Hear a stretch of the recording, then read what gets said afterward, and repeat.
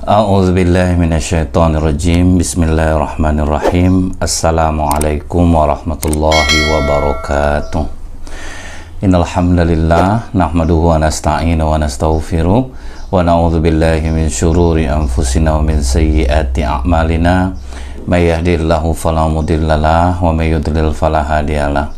Asyhadu an la ilaha illallah wahdahu la syarikalah wa asyhadu anna Muhammadan abduhu wa rasuluh. Allahumma salli wa sallim wa barik ala hadzal nabiyil karim wa ala alihi wa sahbihi ajmain. Bapak-bapak, ibu-ibu, hadirin hadirat, kaum muslim muslimat di mana saja berada, yang semoga kita semua senantiasa dirahmati oleh Allah. Senantiasa kita bersyukur kepada Allah dengan mengucapkan alhamdulillahirabbil alamin. Sangat banyak nikmat Allah yang diberikan Allah kepada kita yang kita tidak sanggup menghitungnya. Bahkan terkadang dalam musibah pun ada hikmah di balik itu apabila kita tidak mengeluh dan berpasrah diri kepada Allah. Bersolawat kita kepada Rasulullah SAW dengan ucapan Allahumma sholli ala Muhammad wa ala alihi washabbihi wasallim. Semoga dengan banyak bersolawat kita mendapatkan syafaat di yaumil akhir kelak.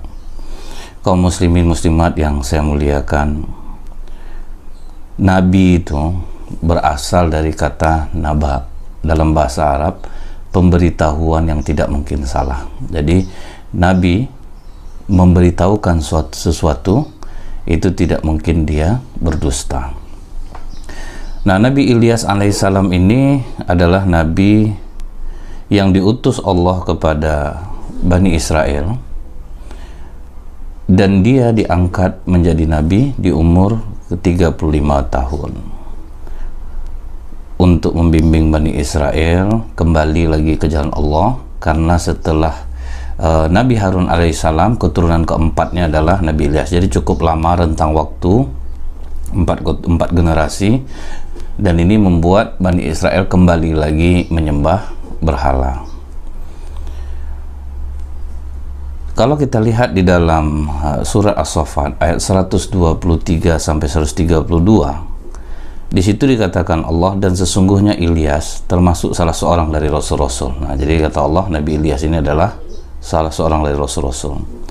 Ia berkata kepada kaumnya, jadi ini dakwah dari Nabi Ilyas, mengapa kamu tidak bertakwa? Jadi Nabi ini mengajak kepada kaumnya untuk mengapa kalian tidak bertakwa kepada Allah? Kenapa kalian tidak takut kepada Allah? Pantaskah kamu menyembah Baal, berhala yang disembah setelah dulu kan anak sapi disembahnya. Nah, sekarang Baal ini berhala perempuan yang dianggap memiliki kelebihan, bisa untuk menentukan nasib orang-orang di bumi ini. Nah, daerah Baal ini, Ba'laba, itu di Lebanon sekarang masih ada, kota kuno itu masih ada sampai sekarang, dan turun-temurun jadi tempat penyembahan. Nah, akhirnya orang Romawi terakhir itu juga menyembah dewa-dewa di sana, dianggap di sana juga berkuasa dewa-dewa. Jadi turun-temurun penyembahan berhala itu. Dan kamu tinggalkan sebaik-baik pencipta, kata Nabi Ilyas alaihissalam, Allah Tuhanmu dan Tuhan bapak-bapakmu terdahulu. Maka mereka, maksudnya Bani Israel ini, mendustakan dakwah Ilyas, Nabi Ilyas. Maka kata Allah, karena itu mereka akan diseret ke neraka, orang Bani Israelnya, kecuali hamba-hamba Allah yang dibersihkan dari dosa, yang bertobat kepada Allah. Dan kami abadikan untuk Ilyas pujian yang baik di kalangan orang datang kemudian, supaya kita mengingat bagaimana konsistennya Nabi Ilyas ini dalam mendakwahkan tauhid kepada kaumnya, yaitu kesejahteraan dilimpahkan atas Ilyas. Sesungguhnya demikianlah kami beri balasan kepada orang-orang yang berbuat baik. Sesungguhnya dia termasuk hamba-hamba kami yang beriman. Nah, udah tahu kita dari surah As-Saffat ini bahwa Nabi Ilyas itu adalah seorang nabi dan seorang rasul. Nah, Ba'laba, nama dewanya Baal. Kalau orang Quraisy dulu menyembah Ya'uq, Nasor, Yakut, Nasor. Kenapa orang suka kembali untuk menyembah berhala ini? Nah, inilah kecenderungan manusia itu terhadap benda. Jadi kalau nampak nyata, sudah itu unik, kemudian ada orang yang mencoba mengamalkannya dapat keberuntungan, padahal itu tipu daya iblis. Nah, akhirnya orang berlomba-lomba untuk menyembah berhala juga, sampai mereka menantang kepada Nabi Ilyas, gini aja lah Ilyas, datangkan aja lah bencana bagi kami, sampaikanlah kepada Tuhan yang kau sembah itu, datangkanlah bencana bagi kami. Nah, Nabi Ilyas bukan ditolak saja, terjadi seperti waktu Rasulullah berdakwah di Taif, dilempari batu. Nabi Ilyas dilempari batu, tapi dia tetap kekeh, cuman dia tidak mau bergaul akhirnya dengan Bani Israel, dia lebih cenderung tinggal di hutan. Jadi walaupun ditolak, Nabi Ilyas tetap berdakwah kepada mereka, tinggalnya di hutan. Nah, selama di hutan itulah Allah memberikan mukjizat kepada Nabi Ilyas. Burung gagak selalu mengantarkan makanan untuknya, karena masyarakatnya tidak lagi mau memberikan dia makan. Jadi setiap Nabi Ilyas nampak berdakwah dilempar pakai batu. Luar biasa konsistennya Nabi Ilyas ini di dalam mendakwahkan tauhid ini. Padahal kalau kita lihat di dalam Al-Quran, di awal-awal surah Al-Baqarah aja kita sudah tahu, a'udzubillahi minasyaitonirrajim, ya ayuhan nas wa'budu rabbakumul ladzi khalaqakum wal ladzina min qablikum la'allakum tattaqun alladzi ja'ala lakumul arda firasyan was samaa'a binaa'an wa anzala minas samaa'i ma'an fa akhraja bihi minas thamarati rizqan lakum fala taj'alu lillahi andada wa antum ta'lamun. Hai manusia, ya kan kita manusia ini, sembahlah Tuhanmu yang telah menciptakan dan orang-orang yang sebelum kamu, juga Allah yang menciptakan, agar kamu bertakwa. Dialah yang menjadikan bumi sebagai hamparan bagimu dan langit sebagai atap. Dan dia menurunkan air hujan dari langit, lalu dia menghasilkan dengan hujan itu segala buah-buahan sebagai rezeki untukmu. Karena itu janganlah kamu mengadakan sekutu-sekutu bagi Allah, padahal kamu mengetahui. Ini surah Al-Baqarah ayat 21-22. Allah memerintahkan kita, sembahlah Allah, jangan sembah yang lain. Nah, ini bukan untuk masyarakat Bani Israel saja sebetulnya. Masyarakat Islam sebagian pun pada masa sekarang, tanpa mereka sadari, kadang mereka juga terlalu berlebih-lebihan. Kita coba lihat, ada orang yang berlebih-lebihan menganggap Rasulullah SAW. Kita memuliakan Rasulullah harus, kita bersolawat kepada Rasulullah harus. Tanda terima kasih kita untuk memuliakan Rasulullah, kita bersolawat kepadanya, mengingat perjuangannya, bertambah kecintaan kita kepada Rasulullah, bertambah cinta kita kepada Allah. Tapi sebagian orang Muslim sekarang ini mengagungkan Rasulullah itu sampai mengangkatnya pada derajat sejajar dengan Allah. Seperti dianggap Rasulullah itu bisa mencipta, mengurus makhluk, mendatangkan manfaat dan menolak bahaya. Nah, itu yang bahayanya sekarang, orang terlalu berlebih-lebihan terhadap Rasulullah SAW. Kita lihat nih, ada orang yang menganggap Rasulullah itu bisa mengabulkan doa, keinginan, permohonan mereka. Nah, jadi kalau berdoa itu minta supaya Rasulullah mengabulkan doanya. Ini sesuatu kesalahan besar kalau menganggap Rasulullah bisa mengabulkan doa. Apa kata Rasulullah SAW? Tuturuni kama atrotin nasara bana Maryam, innama ana abdun faqulu abdullahi wa rasulih. Janganlah kalian berlebih-lebihan memuji dan menyanjung diriku, sebagaimana orang-orang Nasrani berlebih-lebihan memuji Isa ibnu Maryam. Sesungguhnya aku adalah hamba, maka katakanlah hamba Allah dan Rasulnya. Rasulullah sendiri sudah nyampaikan ke kita, jangan sampai berlebih-lebihan memuji aku, sampai menganggap aku bisa mengabulkan doa, mencipta, mengurus rezeki. Ini sebagian terjadi pada masyarakat Muslim kita sekarang.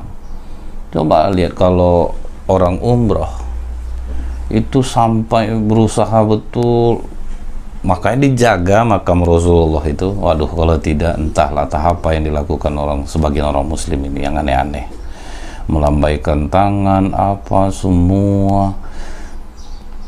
Ini jangan sampai terjadi lagi. Kita bersolawat kepada Rasulullah, bentuk kita mengagungkan Rasulullah dalam tanda kutip, mengingat perjuangan beliau, berterima kasih. Makanya Allah menganjurkan kita untuk bersolawat kepada Rasulullah. Coba kita lihat nih, ini Rasulullah sendiri udah mengatakan, jangan aku terlalu dipuji sampai orang memuji seperti Isa ibnu Maryam, sampai dianggap seperti Tuhan, menciptakan, mengurus makhluk. Nah, itu yang tidak boleh. Kalaulah Rasulullah bisa mendatangkan manfaat atau menolak bahaya tanpa izin Allah, tentu Rasulullah tidak membiarkan pamannya Abu Thalib mati dalam keadaan syirik kepada Allah. Sudah dibujuk, dinasehati, didakwahi, namun akhirnya Abu Thalib meninggal dengan menggelengkan kepalanya. Dia tidak mau mengucapkan kalimat la ilaha illallah. Kemudian nih, kita lihat waktu perang Uhud, itu Nabi SAW terluka bagian kepala dan gigi taringnya. Artinya beliau juga tidak punya ilmu kebal. Beliau juga seperti manusia biasa diperlakukan oleh Allah. Berperang, kepala luka, gigi luka. Kemudian beliau mengusap darahnya. Kemudian berkata, kaifa yuflihu qaumun sajju nabiyahum wa kasharu rubaiyatuhu. Bagaimana akan beruntung suatu kaum yang melukai nabi mereka, melukai gigi taringnya, sedangkan dia mengajak mereka kepada jalan Allah. Nah, lihat tuh. Ini sampai ada yang zikir-zikir dapat ilmu kebal, solawat-solawat dapat ilmu kebal. Ini udah Rasulullah sendiri terluka kok waktu perang Uhud. Apabila Rasulullah mampu mendatangkan maslahat dan menolak bahaya, di zaman Rasulullah juga terjadi kekeringan. Apa kata Anas bin Malik radhiyallahu anhu? Seorang sahabat menghadap Rasulullah ketika beliau sedang berkhutbah. Apa kata Rasulullah? Ya Rasulullah, halakatil mawashi wan qata'atis subulu fad'allahu yu'ghithuna. Wahai Rasulullah, harta telah binasa, jalan-jalan rusak, putus, berdoalah kepada Allah untuk menurunkan hujan. Jadi Rasulullah diminta berdoa kepada Allah. Kata Rasulullah, farafa'a Rasulullah sallallahu alaihi wasallam yadayhi faqala Allahumma asqina, Allahumma asqina, Allahumma asqina. Rasulullah SAW pun mengangkat kedua tangannya seraya berdoa, ya Allah berilah kami hujan, ya Allah berilah kami hujan, ya Allah berilah kami hujan. Nah, itu ingat, Rasulullah sendiri berdoa kepada Allah. Jangan sampai kita mengagungkan Rasulullah keluar dari ketauhidan kita sampai meletakkan Rasulullah untuk kita sembah. Jadi bukan Bani Israel saja yang sifatnya seperti ini. Umat Islam sekarang pun ada yang bersifat seperti ini. Contohnya di masa sekarang ini yang paling banyak, orang Islam ini sholat rajin, puasa rajin, rukun Islam dijalanin, tapi mereka masih menganggap bahwa para wali, orang-orang soleh bisa mendatangkan manfaat dan menolak bahaya. Itu udah syirik. Perhatikanlah kondisi makam para wali dan orang-orang soleh di Indonesia ini. Banyak di antara peziarah itu yang meminta berkah kepada kubur para wali, berkeliling di sekitarnya, bernazar untuknya, menjadikan mereka sebagai perantara kepada Allah. Ini nggak boleh. Minta sama orang hidup aja kita udah susah, apalagi minta sama orang mati. Dia aja sulit di dalam itu untuk mempertanggungjawabkan. Kita kan tidak tahu. Makanya kita ziarah kubur itu seharusnya kita yang mendoakan. Kita tahu bagaimana perjuangannya mengajar. Kita berterima kasih, kita berdoa kepada Allah, minta ampunkan dosa-dosanya, dilapangkan kuburnya, diberikanlah beliau-beliau itu surga di sisi Allah. Bukan kita pula yang minta di kubur itu. Nah, jadi penyembahan berhala itu bukan orang Israel saja, bukan orang agama apapun saja. Agama Islam pun ada, sampai penuh-penuh makam para wali, orang-orang soleh itu. Sampai minta berkah ke sana. Ini syirik ini. Kita seharusnya mendoakan. Nah, kalau saya juga pernah ziarah makam orang soleh di daerah Tembilahan, naik boot dari Tembilahan itu sekitar 20 menit. Sampai sana saya katakan kepada rombongan, kita berdoa kepada Allah agar beliau diampuni dosanya, dilapangkan kuburnya. berdoalah di sana. Terus saya minta cerita dari orang yang menjaga makam itu, bagaimana perjuangan beliau, kan jadi nasihat bagi diri kita, bukan malah nyusahin orang aja udah susah. Dia di dalam kubur itu ditanyain amal-amalnya dan belum tentu selesai dalam waktu sebentar pertanyaan itu. Nah kita malah di atas sibuk pula meminta tidak tentu arah aja. Ingat saya, tapi ini cerita. Ada seorang raja kaya raya, dia katakan kepada istri dan anak-anaknya, aku mempunyai harta simpanan yang banyak, tidak akan kurang untuk kalian. Kalau aku meninggal, ada yang mau menemani aku 1 malam aja, akan kuberikan sebagai harta simpananku kepadanya. Tidak ada, istri tak mau, anak tak mau. Akhirnya disayembarakan. Adalah tukang kayu miskin, disupport lah oleh istrinya. Udahlah bang, abang aja lah, daripada abang motong-motong kayu ini berapa tahun tidak akan dapat duit sedikit pun dari ujung duit yang dijanjikan raja itu pun tidak dapat. Akhirnya karena desak-desak istri, makanya itulah dibalik seorang suami yang sukses itu ada istri yang mendorongnya. Nah, tapi ya kalau dorongnya baik, kalau enggak itu yang kasihan kita jadinya. Maulah dia, ikutlah dia daftar. Waktu raja meninggal dibikinlah ruangan yang agak besar, jadi dia di situ juga dipegangnya lah kapak jelek dia tuh. Begitu 7 langkah orang sudah meninggalkan makam, datang malaikat mungkar dan nakir. Kata malaikat mungkar dan nakir, kalau ini udah jelas mati nanti aja lah nanyanya, yang itu dulu yang hidup tuh. Rupa justru mengarah ke dia. Ditanyalah, apa yang di tanganmu itu kapak, dari mana kau dapat? Dari sini. Kayu berapa yang kau ambil? Sekian. Besi mana yang kau pakai? Rupa banyak detail pertanyaannya, detail. Sampai berkeringat dia ketakutan. Begitu pagi orang udah nunggu di atas. Waduh, dapat kaya dia cuma semalam aja. Begitu dia naik ke atas langsung lari dia pulang. Ambil sama kalian duit tuh, aku nak mau. Datang, saya kenapa kau nak mau? Masalah kapak buruk nih aja tidak selesai semalam pertanyaannya. Nah jadi ini maksudnya itu sebetulnya adalah Allah itu maha teliti, apapun ditanyain. Nah itu sebagai contoh saja, tapi ini hanya kisah saja, gambaran bagaimana detailnya Allah memerintahkan para malaikatnya untuk bertanya. Nah jadi kita pula meminta-minta di atas. Saya heran, banyak kubur-kubur orang-orang soleh ini yang dibuat seperti ini. Jadi kita jangan sampai jangan bilang, oh Bani Israel ini bandel, nyembah berhala. Kita pun bisa kena seperti itu, dan itu sudah terbukti.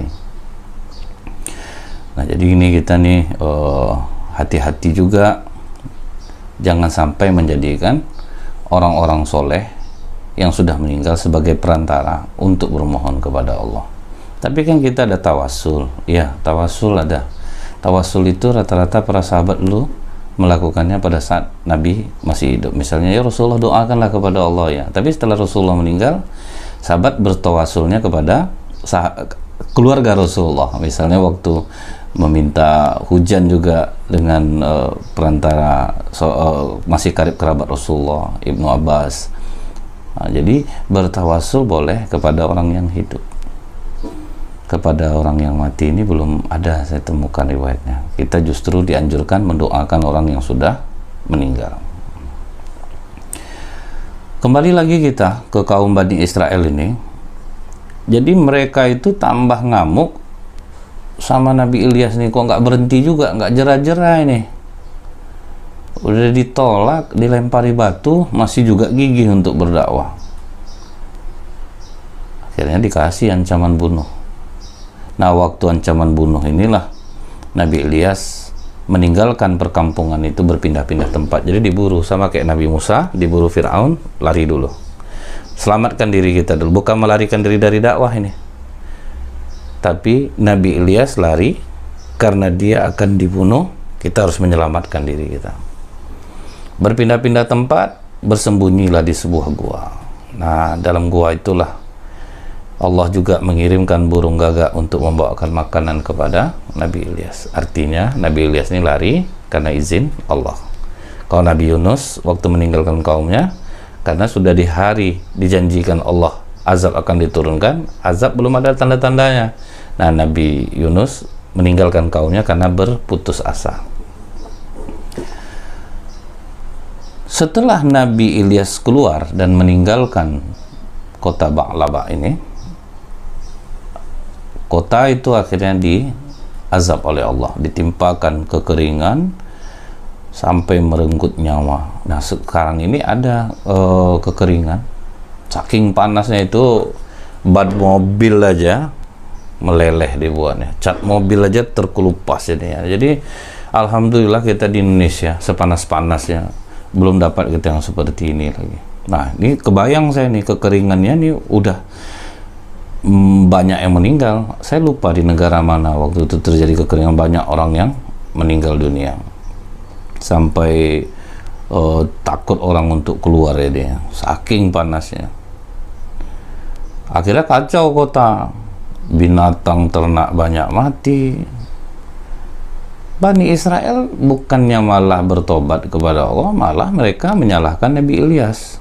Ini kami yakin Baal marah kepada Ilyas, makin diburu Nabi Ilyas.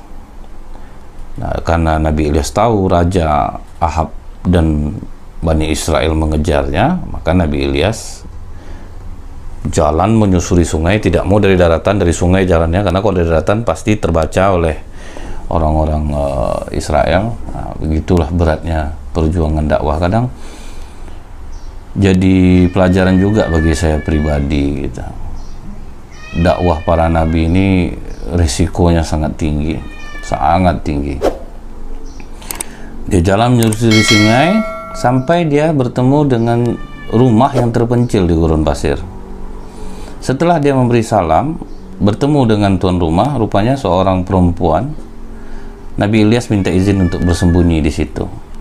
Nah, di rumah itu juga dia punya anak. Artinya ini sudah berumur ibu ini. Nampak oleh Nabi Ilyas salah seorang anggota keluarga sedang sakit parah. Nabi Ilyas berdoa kepada Allah untuk kesembuhan orang yang di rumah ini, dan sebagai tanda terima kasih bagi Nabi Ilyas karena diberikan tumpangan untuk bersembunyi di sana. Akhirnya anggota keluarga yang sakit itu sembuh dengan izin Allah. Siapa dia yang didoakan Nabi Ilyas ini? Adalah Ilyasa. Nah, sejak saat itulah Nabi Ilyasa, yang kan nanti diangkat juga menjadi Nabi Ilyasa, mendampingi Nabi Ilyas dalam berdakwah. Ikut dia, diajarin oleh Nabi Ilyas tentang ketauhidan, disampaikan dakwah kepadanya. Sampai akhirnya Nabi Ilyas ini diangkat menjadi nabi. Setelah beberapa tahun, orang Ba'laba sudah mulai putus asa, udah disuruhnya lah imam-imam dia berdoa ke Baal. Tapi ternyata yang bencana ini tidak kurang juga. Kekeringan tetap, nggak ada kurangnya sama sekali. Akhirnya satu orang mengatakan, nah kita kan sudah diingatkan dulu sama Ilyas, kita tidak mau. Yalah kita cari dia, bertobatlah kita kepada Allah. Wah, dicarilah Nabi Ilyas. Nah, jumpalah Nabi Ilyas dengan Nabi Ilyasa. Kembali dia mendakwahkan Bani Israel yang sudah berpasrah diri kena bencana. Jadi kadang bencana itu bisa mendatangkan kebaikan bagi kita, membuat kita sadar diri. Jadinya kita kalau dalam keadaan aman, senang, itu kemungkinan kita jauh dari Allah itu lebih besar. Tapi kalau dalam keadaan kepepet, susah hidup, agak sadar untung kita nih jadinya, ingin kita kembali kepada Allah. Jadi siapa-siapa yang mendapat musibah sekarang, susah kerja, diberhentikan kerja, payah makan, bersyukurlah. Dengan cara itu Allah pengen kita dekat sama Allah, bukannya malah putus asa. Jangan sampai kita putus asa. Kadang orang murah aja sekarang nih, bunuh diri, putus asa karena cinta, karena kerja. Justru itulah kesempatan kita mendekat ke Allah. Ya kan sekarang ini ada kemarin saya dengar istrinya pulang dari Taiwan udah 3 tahun. yang suami yang ngelonin anak selama 3 tahun, duit dikirim istri. Sebetulnya ini aja udah salah. Istri sampai kerja keluar itu udah salah laki-lakinya. Jadi saya ingatkan nih para suami, kalian wajib mencari nafkah. Jangan kalian bergantung kalian di istri. Istri itu diciptakan Allah dari tulang rusuk. Jangan kalian jadikan tulang punggung. Tuh. Jadi dia istrinya kerja di luar negeri 3 tahun, tentu mungkin udah ada pula jumpa sama orang, dapat pula orang yang bertanggung jawab, mungkin dia khilaf pula.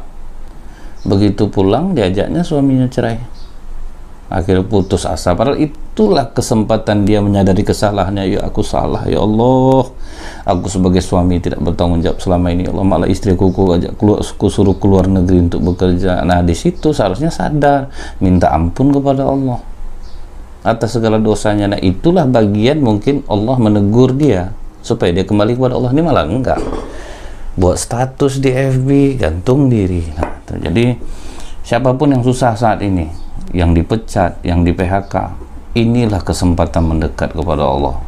Rezeki Allah itu cukup, dijamin cukup. Allah Maha Pemberi rezeki. Yang membuat kita susah itu keinginan kita sebetulnya. Yang udah terlanjur kredit mobil, kredit motor, udah lepasin aja dulu, tenangkan aja jiwa nih loh. Yang sudah terlanjur banyak utang, minta ampun banyak-banyak kepada Allah, akui kesalahan itu, insya Allah Allah beri jalan keluar. Nah Bani Israel ini begitu dalam keadaan seperti itu, dicarinya Nabi Ilyas. Nah jumpa Nabi Ilyas dengan Ilyasa, mengadulah mereka, okelah kami akan dengar, kami akan taat, tolonglah minta ampunkan kepada Allah dosa-dosa kami, kembalilah diturunkan hujan, udah parah betul keadaan. Nah kami janji kami bakar semua berhala itu, kami hancurkan. Nah oke, didoakanlah oleh Nabi Ilyas dan Ilyasa kepada Allah. Setelah didoakan, turunlah hujan, kembali hidup normal, kembali kaya raya. Nah begitu mereka sudah kaya raya, mereka kembali lagi ke habitat awalnya, kembali mengingkari Allah. Itu pula lah hati kita ini bisa terjadi seperti itu. Susah taat kepada Allah, senang ditinggalkannya Allah. Jadi bukan Bani Israel saja, kita introspeksi diri. Contohnya dulu ada di masjid anak-anak muda 5 orang, rajin ke masjid, rajin duduk. Selepas subuh itu mereka tidak keluar, zikir, baca Quran di masjid. Tertariklah seorang pengusaha, dipanggilnya 5 anak nih, karena ini anak-anak soleh. Kalian saya kasih modal usaha kalian ya. Dikasih modal, dikasih usaha, usahanya maju, masjid ditinggalin. Nah ini sebetulnya terjadi pada diri kita. Makanya di saat kita hidup senang sekarang ini, minta tolong kepada Allah agar hati kita ini tetap, jangan sampai berubah dia. Minta tolong betul kita ke Allah. Karena ujian senang itu jarang orang berhasil. Kalau ujian susah, banyak orang yang bisa mengatasinya. Jadi mudah-mudahan kisah Nabi Ilyas dan Ilyasa ini membuat kita banyak mendapat pelajaran dari kisah Bani Israel ini. Dan wafatnya Ilyas ini dengan diangkat Allah ruhnya ke langit. Makanya ada juga hadis yang mengatakan Nabi Ilyas masih hidup, Nabi Khidir masih hidup. Nah, jadi itu semua hadisnya digolongkan matruk, hadis yang ditinggalkan. Nah, baik, mudah-mudahan ini bermanfaat. Subhanakallahumma bihamdika asyhadu alla ilaha illa anta astaghfiruka wa atubu ilaik. Assalamualaikum warahmatullahi wabarakatuh.